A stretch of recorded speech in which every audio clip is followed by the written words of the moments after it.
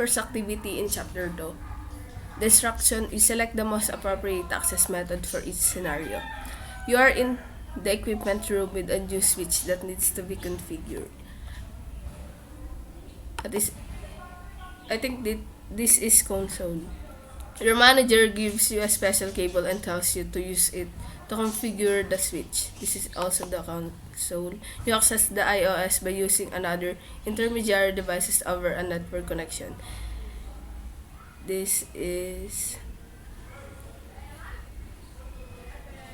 Telnet or SSH. You call your manager to tell him you cannot access your router in another city over the internet. He provides you with the information to access the router through a telephone connection. I think this is AUX. All of them are correct, so I will discuss. Console access method. There are several ways to access the Cisco CLI or command line interface environment. The most common methods are console, telnet or SSH, and AUX. The console port is a management port that provides out-of-band access to a Cisco device. Out-of-band access refers to access through a dedicated management channel that is used for device maintenance purposes only. The advantage of using a console port is that the device is accessible even if no network services have been configured, such as when performing an initial configuration of the network devices.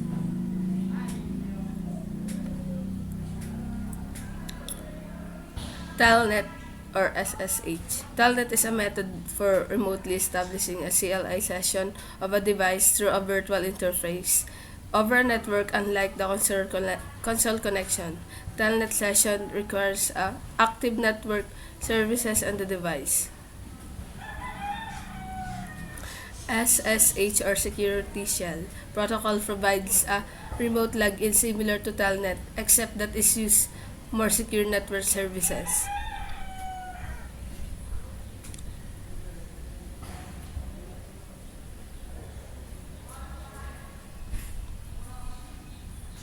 Most versions of Cisco iOS include an SSH server. In some devices, this device is enabled by default. Other devices require the SSH server to be enabled manually. And we will try this one. I will show all and I will explain.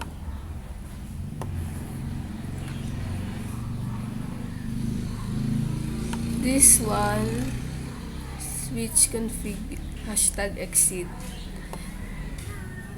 Its purpose is to exit global configuration command mode and return to privilege exec mode.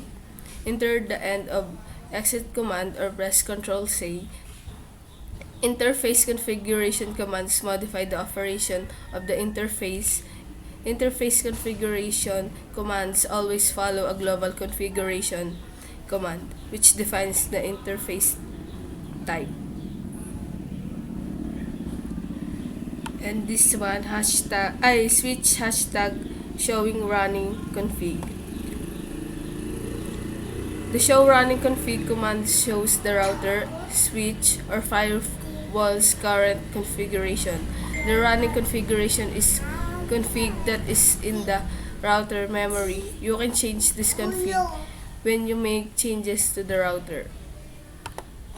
Part of config and running config files display most password in plain text. This is a security threat since anyone can see the password used if they have access to these files. To encrypt password, use the service password encryption global config command. The command applies weak encryption to all unencrypted password. This encryption applies only to password in the configuration file, not to password as they are sent over the network. The purpose of this command is to keep unauthorized individuals from viewing password in the configuration file. Use the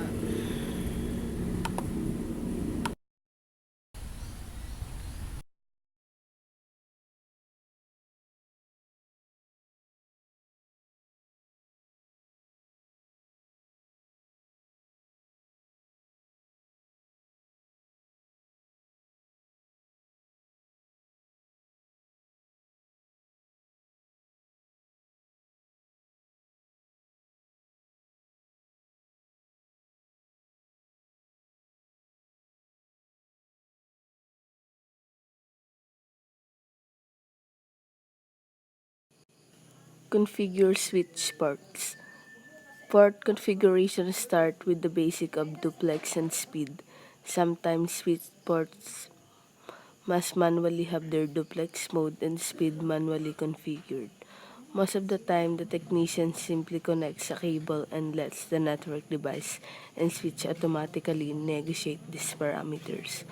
There are also times when the things go our way and there are issues.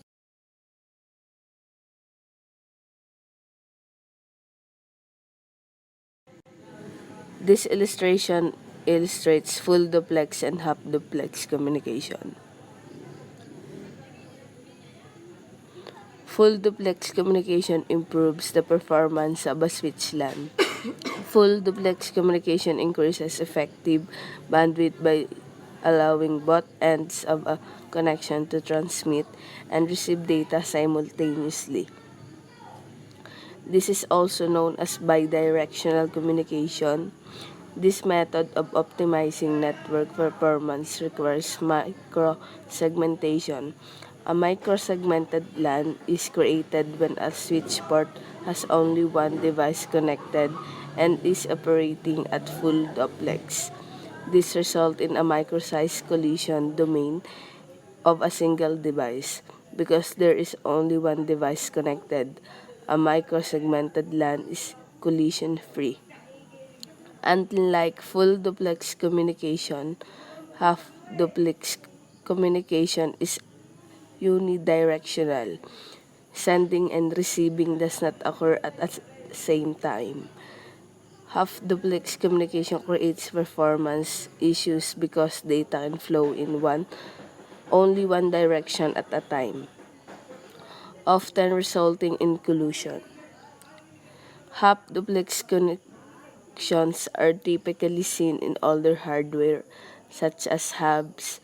Full duplex communication has replaced half duplex in most hardware. Most Ethernet and fast Ethernet NICs sold today offer full duplex capability. Gigabit Ethernet and 10 gigabytes NICs require full duplex connection to operate. In full duplex mode, the collision detection circuit on the NIC is disabled. Frames that are sent by the two connected devices cannot collide because the device use two separate circuits in the network cable. Full duplex connection require a switch that support full duplex configuration or a direct connection using an Ethernet cable between two devices. Standard shared hub-based Ethernet configuration efficiency is typically rated at 50 to 60% of the stated bandwidth. Full duplex offers 100% efficiency in both directions, transmitting and receiving. This results in a 200% potential use of the stated bandwidth.